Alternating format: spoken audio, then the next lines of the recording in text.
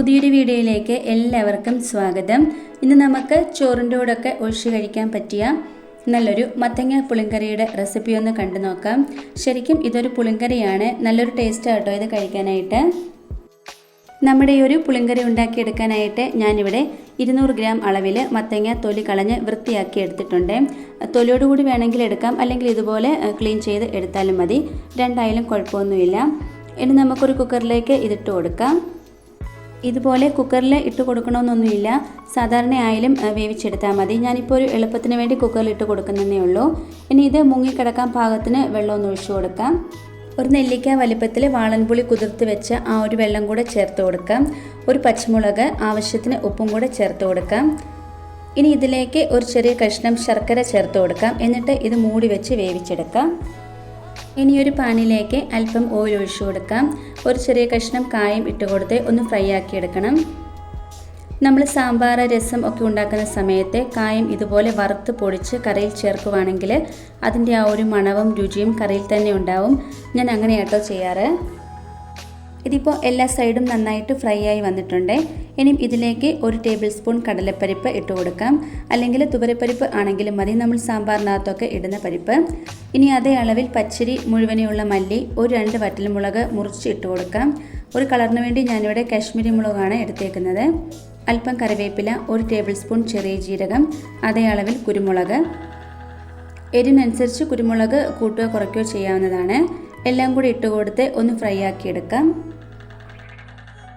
ഇതിൻ്റെയൊക്കെ ആ ഒരു കളർ മാറി വന്ന് കഴിയുമ്പോൾ നമുക്കിതിലേക്ക് ഒരു ടേബിൾ സ്പൂൺ അളവിൽ തന്നെ ഉഴുന്ന് പരിപ്പ് ചേർത്ത് കൊടുക്കാം. ഉഴുന്ന് പരിപ്പ് എപ്പോഴും ലാസ്റ്റിൽ തന്നെ വേണം കേട്ടോ ചേർത്ത് കൊടുക്കാനായിട്ട്. ഇനി ഇതിലേക്ക് 1 കപ്പ് അളവിൽ തേങ്ങ ചേർത്ത് കൊടുക്കാം. ഞാനിവിടെ അരമുറി തേങ്ങയുടെ പകുതിയാണ് ചേർത്ത് കൊടുത്തേക്കുന്നത്. നിങ്ങൾക്ക് വേണമെന്നുണ്ടെങ്കിൽ തേങ്ങയുടെ അളവ് കൂട്ടി കൊടുക്കാവുന്നതാണ്. ഈ ഒരു പരുവത്തിൽ നമുക്കിതിനെ എടുക്കണം. ഒരു ലൈറ്റ് ബ്രൗൺ കളറായി വന്നാൽ മാത്രം മതി. ഇനി ഇത് നമുക്ക് തണുത്തതിന് ശേഷം മിക്സിയുടെ ചെറിയ ജാറിലിട്ടൊന്ന് അരച്ചെടുക്കണം.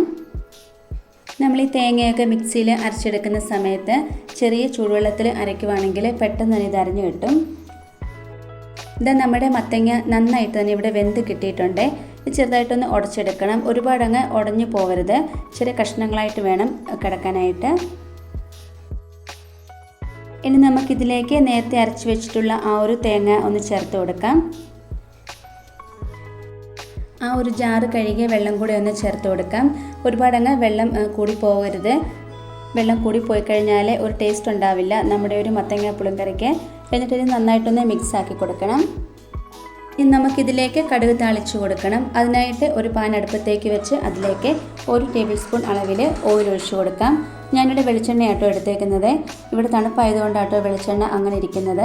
ഇനി നന്നായിട്ടൊന്ന് ചൂടായി വന്ന് കഴിയുമ്പോൾ 1 ടേബിൾ സ്പൂൺ അളവിൽ കടുക് ഇട്ട് കൊടുക്കാം. ഒരു 4-5 വറ്റൽമുളകും കൂടെ മുറിച്ച് ചേർത്ത് കൊടുക്കാം. ഞാനിവിടെ സാധാരണ വറ്റൽമുളകാട്ടോ എടുത്തേക്കുന്നത്, ഒരു എരിവിന് വേണ്ടിയിട്ട്. ഇനി ഇതിലേക്ക് അരിഞ്ഞു വെച്ചിട്ടുള്ള ഉള്ളിയും കൂടെ ചേർത്ത് കൊടുത്ത് നന്നായിട്ടൊന്ന് മിക്സ് ആക്കി എടുക്കണം. ഇനിയൊരു അല്പം കറിവേപ്പിലയും കൂടി ഇട്ട് കൊടുത്ത് നന്നായിട്ട് ഇതൊന്ന് ഫ്രൈ ആക്കി എടുക്കണം. ഒരു ഗോൾഡൻ കളറായി വന്ന് കഴിയുമ്പോൾ നമുക്കിതിലേക്ക് 1/2 ടേബിൾ സ്പൂൺ അളവിൽ മഞ്ഞൾപ്പൊടി ചേർത്ത് കൊടുക്കാം.